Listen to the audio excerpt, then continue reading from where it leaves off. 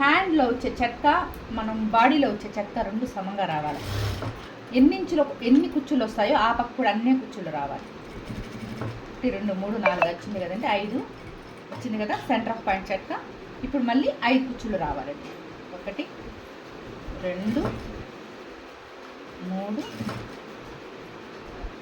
4 5 ఇలాగ వచ్చిన తర్వాత ఇక్కడ నుండి ఇక్కడికి సరిపోతుంది. ఎగ్జాక్ట్గా ఇది ముందుగా కూడా వచ్చింది కదా, అలాగే సరిపోతుంది. ఇట్లాగా చిన్న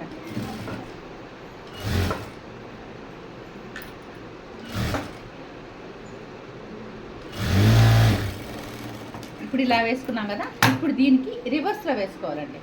అంటే ఇట్లా బఫ్లు వేసుకున్నట్టు రావాలి కాబట్టి ఇక్కడ టార్చ్ ఇట్లా రివర్స్లో ఇలాగా. ఇది ఇలా ఉన్నాయి కదా, ఇప్పుడు దీనికి రివర్స్లో వేస్తాం చూడండి.